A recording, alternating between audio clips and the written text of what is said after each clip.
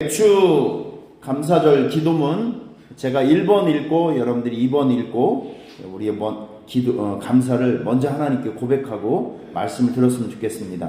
제가 먼저 하겠습니다. 하나님, 맥주 감사절을 준비하면서 주님께서 주신 은혜와 사랑을 기억하며 예배할 수 있어 감사합니다. 힘들고 고통스러운 코로나 위기에서 나라와 가정과 교회와 일터를 지켜주시네 감사합니다. 어려운 시간이었지만 하나님을 원망하지 않고 주님을 더욱 붙들고 살 수 있는 믿음과 신앙을 주셔서 감사합니다. 나의 작은 신들에도 응답해 주셔서 돌아와 살길을 열어주셔서 감사합니다. 예배 시간마다 가슴 뛰는 레마의 말씀을 주셔서 감사합니다. 내 자신을 사랑하는 것 같이 이웃에게도 나의 것을 나누고 섬기는 위로의 마음을 주셔서 감사합니다. 작은 일에도 감사하고 기뻐하며 칭찬할 수 있는 너그러움을 주셔서 감사합니다. 아프리카 우간다를 비롯 필리핀과 파키스탄, 해외 우간다를 위해 기도하고 사랑을 베풀어주고 싶은 성경적 인연을 주셔서 감사합니다. 죽어가는 영혼에게 복음을 전하고 싶은 전도의 열정을 주셔서 감사합니다. 내 힘을 앞세우는 것이 아니라 감히 기도를 하며 일을 시작할 수 있는 기도의 영성을 주셔서 감사합니다. 교회가 하고 있는 영적 사역에 열심히 동참하고 협력하려는 의지를 주셔서 감사합니다. 나에게 주신 귀한 은사를 가지고 교회와 영적 사역을 섬길 수 있음에 감사합니다. 주의 영광을 위해서 내 삶을 사용해 주셔서 감사합니다. 들은 말씀을 삶의 현장에 실천하며 살아가는 행복한 은혜를 주셔서 감사합니다. 항상 남을 나보다 낮게 여기며 존중하려는 마음을 주셔서 감사합니다. 이번 맥주 감사절에 감사의 길을 쓰며 특별 감사 새벽 예배에 참석하며 진심과 전심의 감사 예물을 드리며 섬길 수 있음에 감사합니다. 같이요. 앞으로 살아갈 날 오직 예배와 감사로 하나님을 섬길 결단을 주셔서 감사합니다. 이 모든 말씀 예수님의 이름으로 기도합니다. 아멘. 여러분의 입을 감사로 물들이시기를 바랍니다. 아멘. 할렐루야. 아멘. 오늘 하나님의 말씀을 같이 볼게요. 하나님의 말씀은 시편 69편 1절부터 5절 말씀까지, 시편 69편 1절부터 5절 말씀까지 여러분에게 소개하도록 하겠습니다. 시편 69편 1절부터 5절 말씀까지 찾으신 분 아멘. 아멘. 같이 읽겠습니다. 시작. 하나님이여 나를 구원하소서. 물들이 내 영혼까지 흘러 들어왔나이다. 나는 설 곳이 없는 깊은 수렁에 빠지며 깊은 물에 들어가니 큰 물이 내게 넘치나이다. 내가 부르짖음으로 피곤하여 나의 목이 마르며 나의 하나님을 바라서 나의 눈이 쇠하였나이다. 까닭없이 나를 미워하는 자가 나의 머리털보다 많고 부당하게 나의 원수가 되어 나를 끊으려 하는 자가 강하였으니 내가 빼앗지 아니한 것도 물을 주게 되었나이다. 하나님이여 주는 나의 우매함을 아시오니 나의 죄가 주 앞에서 숨김이 없나이다. 자, 여기까지 말씀 보도록 하겠습니다. 여기 오늘 본문의 말씀을 보면 이 다윗이 깊은 어려움 속에 처해 있을 때 그는 끊임없이 외치며 하나님 앞에 기도한 흔적을 오늘 우리가 이제 볼 수 있습니다. 세상의 모든 것은요, 수준이 높은 것과 수준이 좀 떨어지는 것이 있습니다. 명품은 수준이 높은 것이고 짝퉁은 수준이 떨어지는 것이에요. 세상 모든 만사가 마찬가지예요. 정보도요, 수준이 떨어지는 정보가 있고, 수준이 떨어진다고 하는 것은 모든 사람이 아는 것, 그러니까 애나 어른이나 다 알고 있는 것, 이런 것들은 그렇게 질 높은 정보가 아니죠. 그렇지만 아주 특수한 사람이, 아주 특별한 사람만이 알 수 있는 이 고급 정보라는 것이 있습니다. 정보도 물론 마찬가지고 여러분이 때가 되면 여행을 이제 가시게 되는데, 이번 여름에도 가족들과 여러분들이 좋아하시는 분들과 정말 오래오래 기억될 수 있을 만한 그 좋은 휴가의 계획들이 있었으면 좋겠어요. 쉼이라고 하는 것은 여러분들에게 새로운 활력이 되는 거예요. 그러니까 늘 막 공부만 한다고 해서, 늘 뭐 돈만 번다고 해서, 연구만 한다고 해서 능률이 오르는 것은 아닙니다. 잘 쉬어야 새 힘이 생겨서 생산력이 좋아질 수가 있어요. 자, 옆에 있는 사람 보고 잘 쉬었다 옵시다. 전제가 하나 있어요. 주일은 건들면 안 됩니다. 주일은 건들면 안 돼요. 왜 아멘이 없어요? 주일은 건들면 안 돼요. 주님의 날, 주일은 누구의 것? 하나님의 것이에요. 하여튼 귀 있는 자는 들을지어다. 사람도 마찬가지입니다. 사람도 보면 수준 떨어지는 사람이 있어요. 여기까지만 하겠습니다. 수준 떨어지는 사람이 있는가 하면 정말 수준이 높은 사람이 있어요. 이건요, 대학교를 나왔냐, 박사학위가 있느냐 없느냐, 이런 차원의 문제가 아니에요.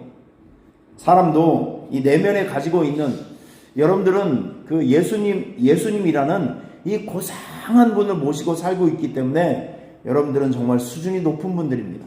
아멘. 칭찬을 해줘도 못 알아듣는 여러분들이 난 되게 신기해. 아주 그냥 예수님 때문에 우리의 수준이 높아졌다니까요.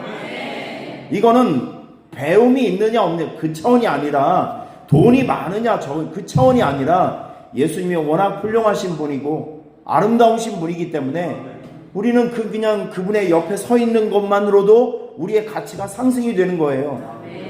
예수님이 우리에게 보여주셨던 사랑을 한번 생각을 해보시죠. 사람들은 이기적인 사랑을 합니다. 나에게 도움이 되면 사랑을 하고, 나에게 이익이 되지 않으면 버리는 그런 사랑을 합니다. 하지만 우리 예수님의 사랑은 죄인을 위한 사랑을 해주셨어요. 그거 하나만 보더라도 우리 예수님의 그 가치와 이 사랑의 높이가 얼마나 귀한 것이라고 하는 것을 금방 알 수 있습니다. 세상 만사가 마찬가지예요. 수준이 있는 것과 수준이 떨어지는 것이 있습니다. 여러분, 감사도 마찬가지입니다. 감사도요, 수준이 떨어지는 감사, 그런데 수준이 높은 감사가 있습니다. 제가 설교를 준비하면서 감사를 현미경으로 한번 들여다봤어요. 감사의 본질에 뭐가 있냐면 여러분들의 신앙과 믿음이 깔려 있는 거예요. 이 감사라고 하는 것은요, 하나님께서 하시는 모든 일들을 인정하고 받아들이고 고마워하는 마음, 그게 바로 감사더라고요. 여러분, 같이 공감할 수 있습니까? 감사라고 하는 것은 그냥 단순히 고마워하는 마음 그 정도가 아니라, 하나님께서 내 인생에 들어오셔서 일으키시는 모든 일들을 내가 기쁨으로 받아들이고, 그분을 존중하는 마음으로 받아들이고 고마워하는 마음, 이게 바로 감사의 본질입니다. 그래서 감사는 신앙이며 믿음입니다. 신앙과 믿음이 없이는 감사를 표현할 방법이 없어요. 오늘 여러분들에게 이 두 번째 날 특세를 맞이해서 여러분들에게 무엇이 수준 높은 감사인지, 다시 말해서 무엇이 좋은 신앙이고 큰 믿음인지를 네 가지로 압축해서 말씀을 드리도록 하겠습니다. 자, 이제 성경을 좀 많이 찾아야 되는데, 이제 어르신들이 많으니까 성경 찾는 거 기다리다가 3시간이 지나요. 아주 그냥. 그래서 제가 복사를 해서 여러분께 나눠드렸습니다. 이제 이 수준 높은 감사가 무엇인지, 좋은 신앙과 큰 믿음이 무엇인지를 네 가지로 알려드리도록 할게요. 자, 1번 한번 읽어보세요. 시작. 뼈아픈 시련 가운데서도 기도를 중단하지 않는 것. 다시 한번 시작. 뼈아픈 시련 가운데서도 기도를 중단하지 않는 것. 지금 제가 샘플로 하나를 본문을 가지고 왔거든요. 시편 3편은 이런 배경이 있습니다. 다윗이 아들 압살롬이 반역을 일으켰어요. 자기 친아들이 아버지를 죽이고 자기가 왕이 되겠다고 구테타를 일으켰단 말이에요. 그래서 왕에게, 아버지에게 쳐들어와서 아버지가 가지고 있는 왕궁을 빼앗고, 지금 다윗은 초라하게 유다 광야 어떤 한 굴에서 지금 거기에서 있으면서 이 철양맞게 그 상황에서 하나님 앞에 기도의 시를 지은 것이 바로 시편 3편입니다. 여러분 보세요. 이게 정말 좋은 신앙이 무엇이냐면, 큰 믿음이 무엇이냐면, 다윗과 같이 뼈아픈 시련 가운데서도 기도를 중단하지 않는 것이 좋은 믿음입니다. 우리 여기 시편 3편 이거 같이 한번 읽어보겠습니다. 그런 배경을 마음에 품고 시작. 여호와여, 주는 나의 방패시요 나의 영광이시요 나의 머리를 드시는 자니, 내가 나의 목소리로 여호와께 부르짖으니 그의 성산에서 응답하시는도다. 내가 누워 자고 깨었으니 여호와께서 나를 붙드심이로다. 천만인이 나를 애워싸 진친다 하여도 나는 두려워하지 아니하리이다.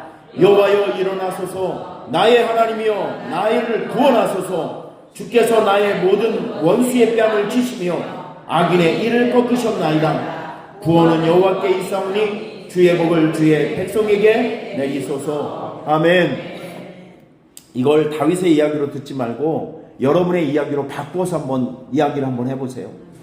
인생을 살아가다 보면 뼈아픈 시련이 있습니까? 없습니까? 있습니다. 많이 있죠. 좋은 신앙, 큰 믿음이 무엇이냐면 이렇게 뼈아픈 시련 가운데서도 기도를 중단하지 않는 거. 여러분, 이게 감사신앙이고 이게 좋은 믿음이고 큰 신앙이라는 것을 기억하시길 바랍니다. 자, 두 번째 타이틀을 읽어보세요. 좋은 신앙과 좋은 믿음이 이런 거예요. 시작. 한 번 더. 두려운 위협. 제가 샘플로 가져온 것이 다니엘 6장입니다. 다리오 왕께 이 다니엘이 워낙 잘나고 똑똑하니까 주변에서 다니엘을 시기 질투하는 사람이 생겼어요. 자, 여러분, 그런데 이 사람들은 질투 정도가 아니라 다니엘을 죽이려고 했습니다. 다니엘의 삶을 이렇게 보니까 그가 유대 사람이고 하나님을 믿고 있는 사람이에요. 그의 종교적인 어떤 그 습관을 파악하기 시작합니다. 스토커를 붙였겠죠. 다니엘의 일거수일투족을 꼬투리를 잡기 위해서 사람들을 많이 스파이를 이제 파견을 했을 거예요. 근데 한 가지 패턴이 잡히는 거예요. 아, 다니엘은 집에 들어가서 항상 자기 민족을 향해서 창문을 활짝 열어놓고 하나님께 기도하더라. 이런 고급 정보를 듣게 된 것입니다. 이걸 빌미로 삼아서 다니엘을 시기질투하는 사람이 왕에게 그 한 가지 법을 제청합니다. 요즘 보니까 왕에 대한 충성심이 옛날 같지 않습니다. 그러니까 왕권을 강화하기 위해서 한 달 동안 오직 왕에게만 기도하는 법을 만들어 봅시다. 왕의 입장에서 보면 이런 것까지 세심하게 살펴주는 이 신하들이 얼마나 고마웠겠어요. 오케이, 좋아, 아주 잘해서 사인을 했지요. 자, 이것은 다니엘을 죽이려는 법입니다. 오직 다른 신에게 절을 하게 되면 사자굴 속에 던진다는 것이 왕의 법이거든요. 이거를 다니엘이 모를 리가 없습니다. 여러분, 이럴 때 다니엘이 무엇을 했는지 우리가 한번 살펴보겠습니다. 다니엘 6장 10절, 여러분 노트에 다 있죠? 시작. 다니엘이 이 조서에 왕의 도장이 찍힌 것을, 잠깐만요, 다니엘이 이 법에 왕의 도장이 찍힌 것을 알았을까요? 몰랐을까요? 알았다는 거죠. 무슨 뜻이냐면 내가 이름에도 불구하고 창문을 열고 기도하면 나는 사자굴 속에 들어간다 라는 것을 안다는 거예요. 그걸 인지하고도 하나님 앞에 예배했던 사람, 하나님을 경배했던 사람, 감사를 끊이지 않고 선포했던 사람이 바로 다니엘입니다. 여러분, 이게 좋은 신앙 아니겠어요? 이게 정말 좋은 믿음 아니겠습니까? 여러분들이 이 정도의 수준 높은 신앙과 믿음이 있기를 축원합니다. 우리 다니엘서 6장 10절 다시 시작. 다니엘이 이 조서에 왕의 도장이 찍힌 것을 알고도 자기 집에 돌아가서는 윗방에 올라가 예루살렘으로 향한 창문을 열고 전에 하던 대로 하루 3번씩 무릎을 꿇고 기도하며 그의 하나님께 감사하였더라. 그의 하나님께 감사하였다, 그의 하나님께 예배하였다, 똑같은 말이에요. 여러분, 두려운 위협 앞에서도 하나님을 정정당당하게 예배하시길 바랍니다. 기도하시길 바랍니다. 감사하시길 바랍니다. 이게 좋은 신앙이에요. 자, 세 번째 타이틀을 읽어보세요. 시작.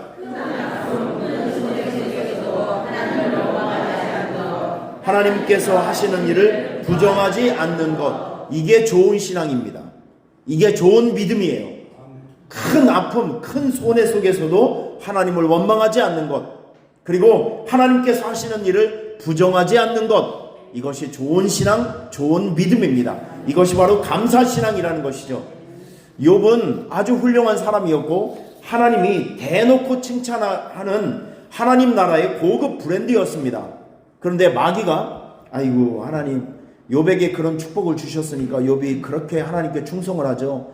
욥에게 주셨던 거 다 뺏어보세요. 다른 사람들과 똑같이 하나님 원망하고 떨어질 겁니다. 하나님은 욥의 신앙을 믿었어요. 오케이, 잠시 동안만 시험을 해봐라. 그래서 어느 날 갑자기 10 아들과 딸을 다 잃어버리고 어느 날 갑자기 자기 재산을 다 잃어버렸어요. 이런 깊은 절망과 큰 손해 가운데 욥이 보여줬던 신앙이 무엇이냐면 오늘 본문에 나와 있어요. 우리 노트를 같이 읽겠습니다. 시작. 욥이 일어나 겉옷을 찢고 머리털을 밀고 땅에 엎드려 예배하며 이르되 내가 모태에서 알몸으로 나왔사온즉 또한 알몸이 그리로 돌아가올지라 주시니도 여호와시요 거두시니도 여호와시오니 여호와의 이름이 찬송을 받으실지니이다 하고 이 모든 일에 욥이 범죄하지 아니하고 하나님을 향하여 원망하지 아니하니라. 할렐루야. 여기서 모든 일이 무엇일까요? 자기가 당했던 억울한 손해. 어느 날 갑자기 하나님을 잘 믿고 살고 있었던 욥에게 어느 날 갑자기 10 아들과 딸이 다 죽어요. 어느 날 갑자기 그 많던 재산이 공중분해됩니다. 이 모든 일에 욥이 범죄하지 아니하고 하나님을 향하여 원망하지 아니하니라. 정말 수준 높은 신앙의 사람은요 쉽게 원망하지 않습니다. 누구누구를 원망하지 않습니다. 특별히 하나님을 원망하지 않습니다. 왜냐하면 성경의 원리를 보면 하나님은요 합력해서 선을 이루기 때문에 그렇습니다. 지금은 이 현실이 나쁘지만 결국 이런 것들을 엮으시고 또 이런 것들을 잘 조합해서 여러분들에게 가장 유리한 미래를 만들어 주신 분이 우리 하나님이세요. 그분을 신뢰하고 살아가시길 축원합니다. 쉽게 누구누구를 원망하고 하나님을 원망하지 아니하고 주께서 하시는 모든 일을 인정하고 기대하며 살아가는 여러분들의 신앙생활이 되시기를 축원합니다. 이게 좋은 신앙이라는 거예요. 자, 마지막으로 네 번째, 시작. 최악의 상황에서도 낙심하지 않고 하나님을 의식하며 성실하게 살아가는 것. 자, 여러분 보세요. 바닥에 떨어졌던 요셉이 있습니다. 왕자처럼 살고 있었던 요셉이 어느 날 갑자기 인신매매를 당해서 그가 이집트에 노예로 팔려지게 됩니다. 웬만한 사람 같으면 나는 왜 이렇게 재수가 없을까? 우리 형들 진짜 저주받아서 죽어라. 지나가는데 마른 벼락이 떨어져서 나를 팔아먹었던 우리 형들이 다 죽었으면 좋겠다. 이렇게 신세한탄을 하면서 얼마든지 자포자기하면서 자기를 자학하면서 낙심 속에 살 수 있었던 사람이 바로 요셉입니다. 그런데 요셉은 그렇게 살지 않았어요. 최악의 상황에서도 낙심하지 아니하고 자기가 비록 왕처럼 살고 있었고 왕자처럼 살고 있었지만 어느 날 갑자기 종이 되었지만 그 안에서도요, 한번 따라해 보실래요? 하나님을 의식하며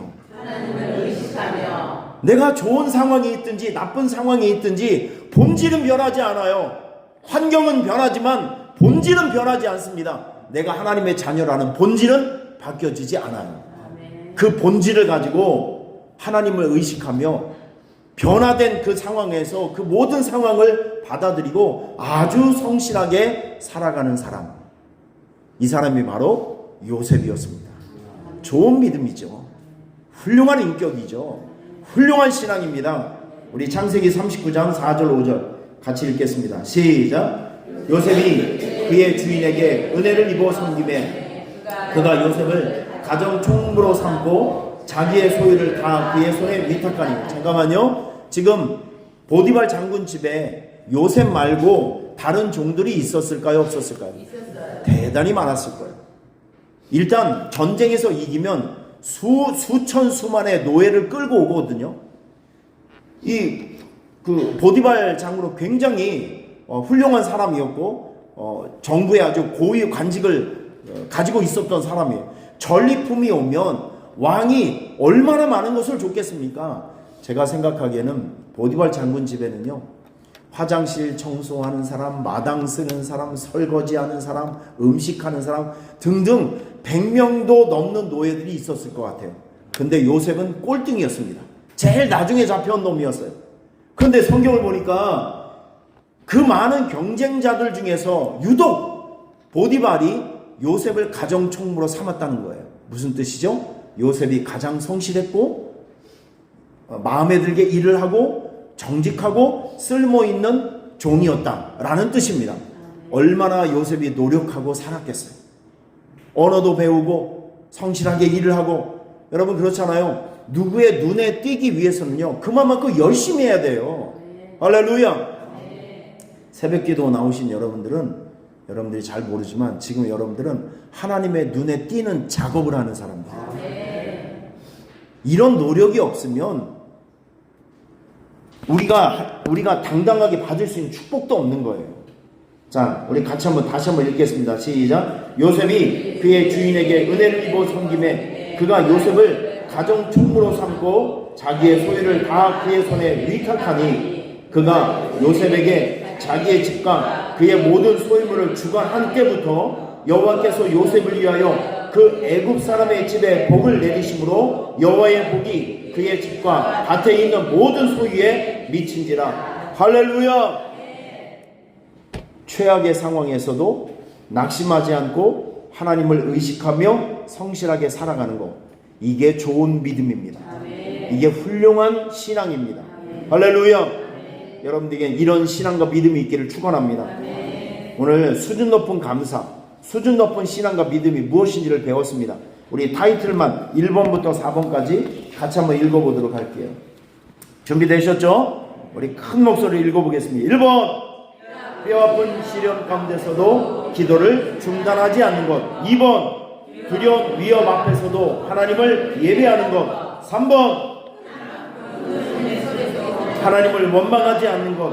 하나님께서 하시는 일을 부정하지 않는 것. 4번, 최악의 상황에서도 낙심하지 않고 하나님을 의식하며 성실하게 살아가는 것. 이게 여러분들의 신앙과 믿음이 되시길 바라고, 결국 여러분들이 하나님 앞에 고백할 수 있는 이 감사 신앙이 되시기를 축원합니다. 찬송가 445장 태산을 넘어 험곡에 가도 우리 같이 찬송을 하도록 할게요. 찬송가 445장입니다. 큰 소리로 찬송할게요.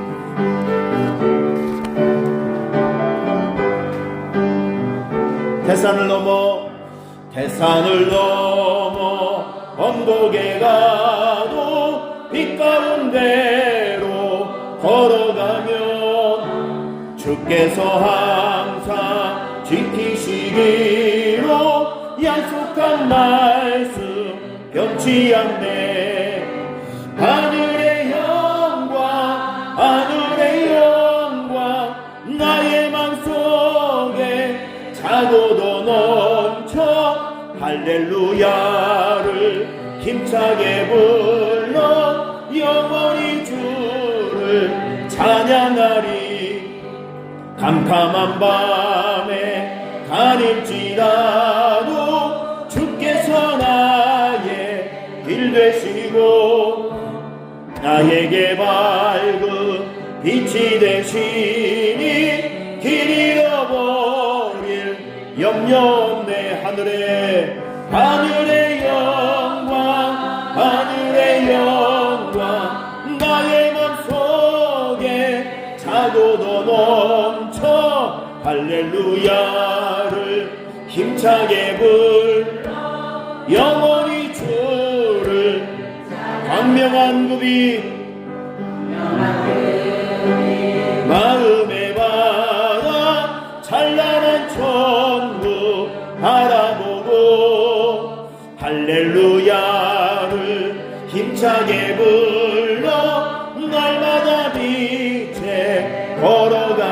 하늘의 영광, 하늘의 영광, 나의 맘속에 차고도 넘쳐 할렐루야를 힘차게 불러 영원히 주를 찬양하리.